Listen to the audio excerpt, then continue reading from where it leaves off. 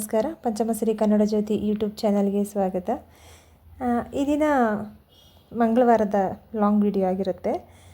ನಾನಿವತ್ತು ನಮ್ಮ ತವ್ರ ಮನೆ ಹೇಗಿದೆ ಮತ್ತು ಇವತ್ತಿನ ದಿನ ಹಬ್ಬ ಇದೆ, ಚಿಕ್ಕಮ್ಮ ತಾಯಿ ದೊಡ್ಡಮ್ಮ ತಾಯಿ ಅಂತ ಹೇಳಿ ಆಷಾಢ ಮಾಸದಲ್ಲಿ ಈ ಹಬ್ಬ ಬೀಳುತ್ತೆ. ಪ್ರತಿ ವರ್ಷ ಕೂಡ ಅಮ್ಮನ ಹಬ್ಬ ಅಂತ ಹೇಳಿ ಆ ದಿನಕ್ಕೆ ಎರಡೂ ಕೂಡ ಒಟ್ಟಿಗೆ ತೋರಿಸ್ಬೋದು ಅಂತ ಹೇಳಿ ಈ ಲಾಗ್ನ ಮಾಡ್ತಾಯಿದ್ದೀನಿ.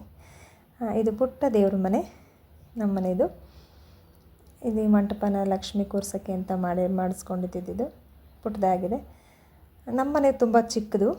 ನಾವು ಆ ಮನೆಯಲ್ಲಿ ಇದ್ದಿದ್ದು ಅದು ತೊಟ್ಟಿ ಮನೆ, 4 ಕಂಬದ ತೊಟ್ಟಿ ಮನೆ. ಇದು ಸುಮ್ಮನೆ ಸಿಂಪಲ್ಲಾಗಿ ಅಂತ ಕಟ್ಟಿದ್ದು, ಹಸು ಕಟ್ಟಾಕೋಕ್ಕೆ ಅಂತ ಹೇಳಿ. ಕೊನೆಗೆ ನಾವು ಇಲ್ಲಿಗೆ ಎಲ್ಲನೂ ರೆಡಿ ಮಾಡಿಸ್ಕೊಂಡು ಬಂದು ಶಿಫ್ಟ್ ಮಾಡ್ಕೊಂಡಿದ್ದು ತುಂಬ ವರ್ಷಗಳಾಯಿತು, ನನ್ನ ಮದುವೆ ಆದಮೇಲೆ. ಇಲ್ಲಿ ನೀವು ನೋಡ್ತಾ ಇರ್ಬೋದು ಶೋಕೇಸ್ ಪೀಸು. ಇದು ತಾಜ್ ಅಡ್ವರ್ಟೈಸ್ ಬರುತ್ತಲ್ಲ, ಅದರಲ್ಲಿ ಕಪ್ಪನ್ನ ಮಗ್ಗ ಹಿಡ್ಕೊಂಡು ಟೀನ ಬಿಡ್ತಾರಲ್ಲ ಕಪ್ಪಿಗೆ, ಅದು ನನಗೆ ತುಂಬ ಇಷ್ಟ ಆಗ್ತಿತ್ತು ಅವಾಗ.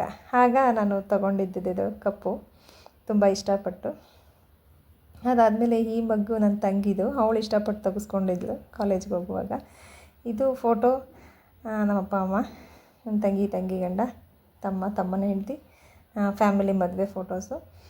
ಸೋಕೇಸ್ ಹತ್ರ ಇತ್ತಲ್ಲ, ಅದು ನಾವು KRSಗೆ ಹೋದಾಗ ತೆಗೆಸ್ಕೊಂಡಿದ್ದು. ನನ್ನ ಮಗಳು 6 ಮಂತ್ ಪ್ರೆಗ್ನೆಂಟ್ ಇದ್ದಾಗ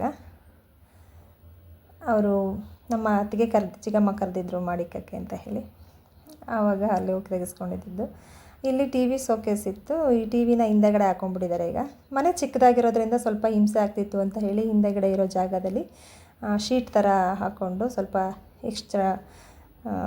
ಎಕ್ಸ್ಟೆನ್ಷನ್ ಮಾಡ್ಕೊಂಡಿದ್ದೀವಿ ಮನೇನ. ಅಂದರೆ ನಾವು ನಾನ್ ವೆಜ್ ಅಡುಗೆಗಳೆಲ್ಲ ಹಿಂದೆಯೇ ಮಾಡ್ಕೊಳ್ಳೋದು, ಹಾಗಾಗಿ ಎಲ್ಲ ಕೆಲಸನೂ ಇಲ್ಲೇ ಮುಗಿದೋಗ್ಬಿಡುತ್ತೆ. ಪಾಪು ಇರೋ ಅಂಥವಳು ಎಲ್ಲ ಕ್ಲೀನಿಂಗ್ ಸ್ವಲ್ಪ ಪ್ರಾಬ್ಲಮ್ ಆಗ್ಬೋದು ಅಂತ ಹೇಳಿ ಹಿಂದೆಗಡೆನೇ ಎಲ್ಲ ಕ್ಲೀನ್ ಮಾಡಿ ಮುಗಿಸ್ಬಿಡ್ತೀವಿ. ಇದು ವರಾಂಡ, ಇದೊಂದು ಸ್ಟೋರ್ ರೂಮು, ಎಕ್ಸ್ಟ್ರಾ ಇರೋವಂಥ ರೂಮು. ಸಾಮಾನುಗಳೆಲ್ಲ ಇಟ್ಟಿರ್ತಾರೆ. ಆಲ್ಮೋಸ್ಟ್ ಫರ್ನಿಚರ್ ಎಲ್ಲ ಮಾಡೋದ್ರಿಂದ ಸಾಮಾನು ಇಟ್ಟಿರ್ತಾರೆ. ಇದು ನಮ್ಮನೆ ಕ್ಯೂಟು ಐಶ್ವರ್ಯ ರೈ. ಅವಳ ಹೆಸರು ಐಶು ಅಂತ ಕರೀತಾರೆ. ಕಣ್ಣು ಆ ರೀತಿ ಇರೋದ್ರಿಂದ ಅವಳನ್ನ ಐಶು ಅಂತ ಹೆಸರಿಟ್ಟಿದ್ದಾರೆ ನಮ್ಮ ತಾಯಿ. ಕೋಲೆಲ್ಲ ಸುತ್ತಕೊಂಡು ಆಟ ಆಡ್ತಾಯಿದ್ದಾಳೆ. ಕೋಲು ಎತ್ಕೊಂಡ್ಬಿಡ್ತಾರೆ ಅಂತ ಕಿಚ್ಕೊಂಡು ಕುಂತಿದ್ದಾಳೆ ಬಿಡದೇರೆ. ಮುಂದೆಗಡೆ ಇತ್ತು ಸ್ಟೇರ್ ಕೇಸು. ಈಗ ಮನೆ ಆಲ್ಟ್ರೇಷನ್ ಮಾಡಿಸಿದ್ಮೇಲೆ ಈ ಸ್ಟೇರ್ ಕೇಸ್ನ ಹಿಂಭಾಗ ಹಾಕಿದ್ದಾರೆ. ಇಲ್ಲಿ ಹೊರಗಡೆ ಯಾಕೆ ಸ್ವಲ್ಪ ಎಕ್ಸ್ಟೆನ್ಷನ್ ಮಾಡ್ಕೊಂಡು ಬಂದರೆ ಜಾಗ ಚಿಕ್ಕದಾಗಿತ್ತು. ಮಕ್ಕಳು ವಿಶಾಲವಾಗಿ ಆಡಲಿ, ನೆಂಟರೆಲ್ಲರೂ ಬಂದರೆ ಮಲ್ಕೊಳ್ಳೋಕ್ಕೆಲ್ಲ ಸ್ವಲ್ಪ ತೊಂದರೆ ಆಗುತ್ತೆ ಅಂತ ಹೇಳಿ ಸ್ವಲ್ಪ ಹೆಚ್ಚಿಗೆ ಹೆಚ್ಸ್ಕೊಂಡು ಮಾಡಿಕೊಂಡು, ಹಾಗಾಗಿ ಮಕ್ಕಳು ಫ್ರೀಯಾಗಿ ಆಟ ಆಡ್ಬೋದು ಅನ್ನೋ ಕಾರಣಕ್ಕೆ ಇವತ್ತು ಹಬ್ಬ ಇತ್ತು ಅಂತ ಹೇಳಿದ್ನಲ್ಲ, ಅಮ್ಮನ ಪೂಜೆಗೆ ಅಂತ ಹೇಳಿ ಎಲ್ಲ ಪೂಜೆ ತಯಾರಿ ಮಾಡ್ಕೊಂಡ್ವಿ. ಇಲ್ಲ ಈ ಸಲ ನಾವು ಪೂಜೆ ಮಾಡೋ ಆಗಿರಲಿಲ್ಲ, ಹಾಗಾಗಿ ನಾವೇ ಕೂಡ ಪೂಜೆ ಕೊಟ್ವಿ. ಅಮ್ಮ ಪೂಜೆ ಮಾಡಿಸೋಂಗಿಲ್ಲ ಅಂತ ಹೇಳಿ. ಇವತ್ತು ಅಪ್ಪ ನಾಟಕಕ್ಕೆ ಸೇರಿಕೊಂಡಿದ್ದಾರೆ, ಹಾಗಾಗಿ ಈ ಹೂವಿನ ಹಾರ ತಂದಿದ್ದು ಅವ್ರ ಅಮ್ಮನ ಹತ್ರ ಕೈ ಮುಗ್ಕೊಂಡು ಬೇಡ್ಕೊತಾ ಇದ್ದಾರೆ, ಚೆನ್ನಾಗಿ ಆಡುವಾಗಲಿ ಅಂತ. ಫಸ್ಟ್ ಟೈಮ್ ನಾಟಕಕ್ಕೆ ಸೇರಿಕೊಂಡಿರೋದು ಅಪ್ಪ ಅವರು. ಮುಂಚೆ ಚಿಕ್ಕವರಿದ್ದಾಗ ಒಂದು ಪಾತ್ರ ಮಾಡಿದ್ರು ಅಷ್ಟೇ. ಇದು ಹಿಂಭಾಗದ ಜಾಗ.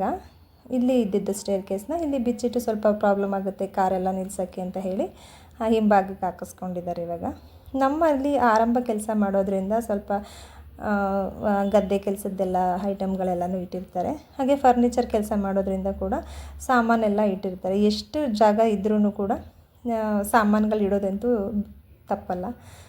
ಮನೆ ಮುಂದೆ ಒಂದು ಕಾರು, ಒಂದು ಲಗೇಜ್ ಆಟೋ ಇದೆ, ಅವ್ರ ಕೆಲಸಕ್ಕೆ ಅನುಕೂಲ ಆಗಲಿ ಅಂತ ಹೇಳಿ ಒಂದು ಲಗೇಜ್ ಆಟೋ ತಗೊಂಡಿದ್ದಾರೆ. ಇದು ನಮ್ಮೂರಿನ ಮಾರಮ್ಮ. ನಮ್ಮ ಹಳೆ ಮನೆ ಪಕ್ಕದಲ್ಲೇ ಇರೋದು ಈ ದೇವಸ್ಥಾನ. ನಮ್ಮ ತಾಯಿಗೆ ತುಂಬ ಇಷ್ಟವಾದ ದೇವರು ಇದು. ನಮ್ಮನ್ನು ಮತ್ತು ನಮ್ಮ ಊರಿನ ಕಾಪಾಡ್ತಾ ಇರೋ ದೇವರು ಅಂತ ಹೇಳ್ಬೋದು. ಇದು ಗೋಗಲ್ಲು. ಮತ್ತು ಇದು ನಮ್ಮ ಊರಿನ ಬಸವೇಶ್ವರ ದೇವಸ್ಥಾನ. ತುಂಬ ಒಳ್ಳೆ ದೇವರು. ಈ ದೇವರು ನಮ್ಮೂರನ್ನ ಕಾಯ್ತಾ ಇರೋದು.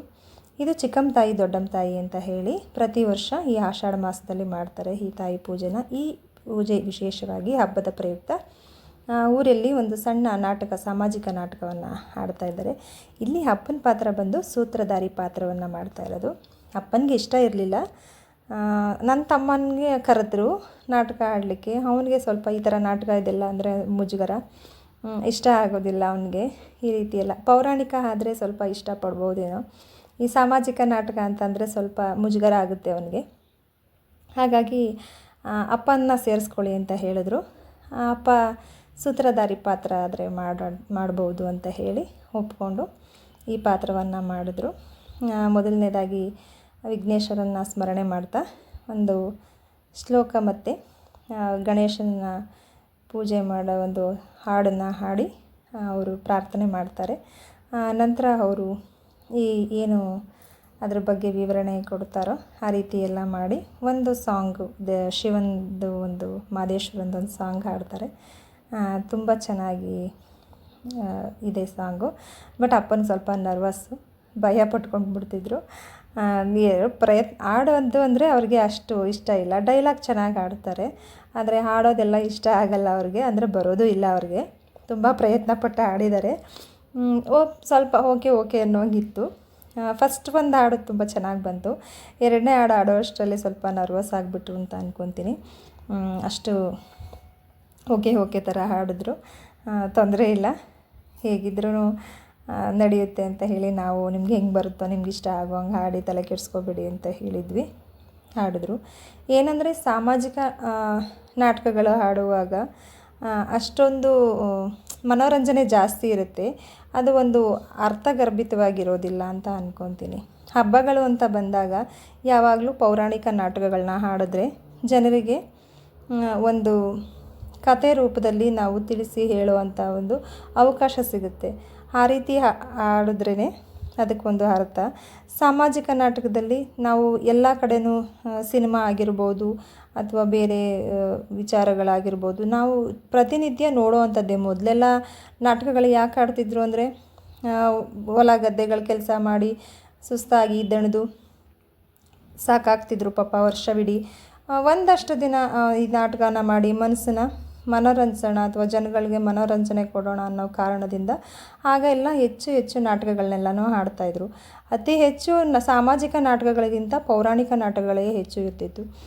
ಈಗ ಸಾಮಾಜಿಕ ನಾಟಕದ ಜೊತೆಯಲ್ಲಿ ಕೂಡ ಏನು ಆರ್ಕೆಸ್ಟ್ರಾ ಅಂತೆ, ಮ್ಯೂಸಿಕ್ ಇದು ಆ ಥರ ಎಲ್ಲ ಸಂಗೀತ ಕಚೇರಿಗಳು, ಈ ರೀತಿ ಎಲ್ಲ ಹೆಚ್ಚು ಮನೋರಂಜನಾ ಕಾರ್ಯಕ್ರಮಗಳು ಬಂದಿದೆ. ಹಾಗೂ ಟಿ ವಿಗಳಲ್ಲೂ ಕೂಡ ತುಂಬಾ ಕಾರ್ಯಕ್ರಮಗಳಿದೆ. ಈಗಂತೂ ಎಲ್ಲರ ಕೈಯಲ್ಲೂ ಮೊಬೈಲ್ ಇರೋದರಿಂದ ಮನೋರಂಜನೆಗೇನು ಕೊರತೆ ಇಲ್ಲ. ಆದರೆ ಕೊರತೆ ಇರೋದು ನಾವು ಹಿಂದೆ ಏನು ಸಂಸ್ಕಾರ ಅನ್ನೋದು ಅಥವಾ ಒಂದು ಪೌರಾಣಿಕ ಕಥೆಯಲ್ಲಿ ಇರುವಂಥ ನೀತಿ ಕಥೆಗಳಾಗಿರ್ಬೋದು, ಸಾಮಾಜಿಕ ಕಥೆಗಳಲ್ಲಿ ಇರುವಂಥ ನೀತಿ ಕಥೆಗಳಾಗಿರ್ಬೋದು, ಅದನ್ನು ತಿಳಿಸಿ ಹೇಳುವಂಥ ಮಾರ್ಗದರ್ಶನನ ಆಗಿನ ಏನು ನಾಟಕಗಳನ್ನ ಹಾಡ್ತಿದ್ರು ಅವರು ತಿಳಿಸ್ಕೊಡ್ತಿದ್ರು. ಬಟ್ ಈಗಿನ ನಾಟಕಗಳಲ್ಲೆಲ್ಲ ಅಷ್ಟೇನು ತಲೆಗೆ ಕೆಡಿಸ್ಕೊಳ್ಳೋದಿಲ್ಲ. ಏನಿದೆ ಎಂಟರ್ಟೈನ್ಮೆಂಟ್ ಅನ್ನೋ ರೀತಿಯಲ್ಲಿ ನಾಟಕಗಳನ್ನ ಪ್ರಸ್ತುತಪಡಿಸ್ತಾರೆ. ನಾನು ಅಂದ್ಕೊತೀನಿ ಪೌರಾಣಿಕ ನಾಟಕಗಳನ್ನ ಹಾಡಿ ಹೆಚ್ಚು ಸಾಮಾಜಿಕ ಕಳಕಳಿ ಆಗಿರ್ಬೋದು ಅಥವಾ ಹೆಚ್ಚು ವಿಷಯಗಳನ್ನ ತಿಳಿಸೋ ಅಂಥ ಗಮನದಲ್ಲಿ ಇಟ್ಕೊಂಡು ನಾಟಕಗಳನ್ನ ಹಾಡಿದ್ರೆ ತುಂಬ ಚೆನ್ನಾಗಿರುತ್ತೆ ಅಂತ ಅಂದ್ಕೊತೀನಿ. ನನ್ನ ಅಭಿಪ್ರಾಯ ಅಷ್ಟೇ. ಆದರೆ ತುಂಬ ಚೆನ್ನಾಗಿತ್ತು ನಾಟಕ ಎಲ್ಲ, ತುಂಬ ಚೆನ್ನಾಗಿ ಆಡಿದ್ರು. ಅತಿ ಹೆಚ್ಚು ಡ್ಯಾನ್ಸೇ ಆಗಿಬಿಡುತ್ತೆ. ನೋಡೋರಿಗೆ ಖುಷಿ ಪಡಿಸ್ಬೇಕು ಅನ್ನೋ ಕಾರಣಕ್ಕೇ ಹೆಚ್ಚು ಡ್ಯಾನ್ಸ್ಗಳು ಇರ್ತಿತ್ತು. ಬಟ್ ಚೆನ್ನಾಗಿತ್ತು. ಓಕೆ ಆ ಥರ. ಅಪ್ಪ ಕೂಡ ಓಕೆ ಥರನೇ ಹಾಡಿದ್ದು. ಏನಪ್ಪ ಅಂದರೆ ತುಂಬ ವರ್ಷಗಳಿಂದ ಅಪ್ಪ ಪೌರಾಣಿಕ ನಾಟಕದಲ್ಲಿ ಹಾಡಿದ್ದು. ಅವರು ಆ ಪಾತ್ರಕ್ಕೆ ಚೆನ್ನಾಗಿ ಸೂಟ್ ಆಗ್ತಾರೆ ಮತ್ತು ಆ ಪಾತ್ರನೇ ಬಯಸೋದು ಇಷ್ಟ. ಸಾಮಾನ್ಯವಾಗಿ ಏಜ್ ಆಗಿರೋದ್ರ ಮೂಲಕ ಅದು ಇಷ್ಟ ಆಗ್ಬೋದೇನೋ ಅವ್ರಿಗೆ. ಹಾಗಾಗಿ ಅವರು ಈ ಪಾತ್ರ ಮಾಡಲಿಕ್ಕಾಗಲಿ ಅಥವಾ ಹಾಡಕ್ಲಿಕ್ಕಾಗಲಿ ಸ್ವಲ್ಪ ಕಷ್ಟ ಆಯಿತು ಅಂತ ಅಂದ್ಕೊತೀನಿ. ಎಷ್ಟೇ ಚೆನ್ನಾಗಿಲ್ಲದೆ ಇರಲಿ ಅದು ನಮ್ಮವರು ಮಾಡ್ತಾಯಿದ್ದಾರೆ ಅನ್ನೋದೊಂದು ಖುಷಿ ಇದ್ದೇ ಇರುತ್ತಲ್ವ. ಅಪ್ಪನೂ ಕೂಡ ಹಾಗೆ ತುಂಬ ಚೆನ್ನಾಗಿ ಆಡಿದ್ರು. ನಾಟಕದಲ್ಲಿ ಮಾಡೋರಿರೋರು ಕೂಡ ತುಂಬ ಚೆನ್ನಾಗಿ ಅಭಿನಯಿಸಿದರು ಅಂತ ಹೇಳ್ಬೋದು. ಯಾವುದೇ ಆದರೂ ಮುಂದಿನ ಪೀಳಿಗೆಯವರಿಗೆ ಒಂದು ಅನುಕೂಲ ಆಗುವಂತಹ ಒಂದು ಮಾಹಿತಿ ತಿಳಿಸೋ ಅಂಥ ಒಂದು ಕಾರ್ಯಕ್ರಮ ಆಗಿರಬೇಕು ಅಂತ ನಾನು ಇಷ್ಟಪಡ್ತೀನಿ. ಈ ಮುಖಾಂತರ ಹೇಳೋದಕ್ಕೆ ಇಷ್ಟಪಡ್ತೀನಿ. ಎಲ್ಲರೂ ಹೀಗೆ ಖುಷಿಯಾಗಿರಿ, ಚೆನ್ನಾಗಿರಿ. ಈ ವಿಡಿಯೋ ನಿಮಗೆ ಇಷ್ಟ ಆಗುತ್ತೆ ಅಂತ ಅಂದ್ಕೊತೀನಿ. ಈ ವ್ಲಾಗು ಇಷ್ಟ ಆಗಿದರೆ ಲೈಕ್ ಮಾಡಿ, ಸಬ್ಸ್ಕ್ರೈಬ್ ಆಗಿ, ಕಮೆಂಟ್ ಮಾಡೋದನ್ನು ಮರಿಬೇಡಿ. ನಿಮ್ಮ ಅನಿಸಿಕೆ ಏನನ್ನಿಸ್ತು, ಇದು ಸರಿನಾ ತಪ್ಪಾ ನಾನು ಮಾತಾಡಿದ್ದು ಅಂತ ಹೇಳಿ ನಿಮ್ಮ ಅಭಿಪ್ರಾಯಗಳನ್ನ ತಿಳಿಸಿ. ಕಮೆಂಟ್ ಮಾಡೋದನ್ನು ಮರಿಬೇಡಿ. ಹೆಚ್ಚು ಹೆಚ್ಚು ಎಲ್ರಿಗೂ ಶೇರ್ ಮಾಡಿ ಈ ವಿಡಿಯೋನ ಅಂತ ಹೇಳ್ತಾ ಇವತ್ತಿನ ದಿನ ವ್ಲಾಗ್ನ ಮುಗಿಸ್ತಾ ಇದ್ದೀನಿ. ನಮಸ್ಕಾರ, ಧನ್ಯವಾದಗಳು.